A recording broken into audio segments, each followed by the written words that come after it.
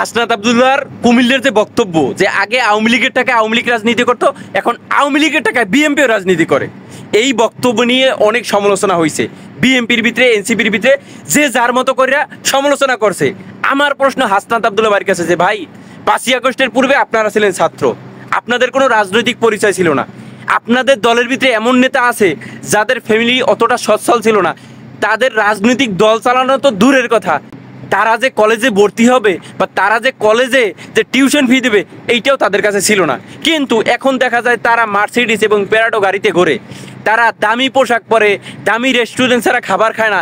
এবং আপনাদের যে বর্তমানে রাজনৈতিক দল চলে এটা তো ছাত্রদের দল, তো এই যে দলটা চলতেছে এর আয়ের উৎস কি? আপনাদের আয়ের উৎসটা কোথায়?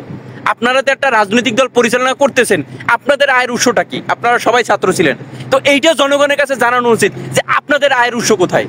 কারণ অন্যকে নিয়ে সমালোচনা করার আগে নিজের অবস্থান পরিষ্কারভাবে জনগণের কাছে বলা উচিত, এবং জনগণ তাতে বুঝতে পারবে যে আপনাদের আয়ের উৎস কোথায়। আপনাদের যদি আসলেই কোনো আয়ের উৎস থেকে থাকে অবশ্যই জনগণের কাছে সুস্পষ্টভাবে বলা উচিত।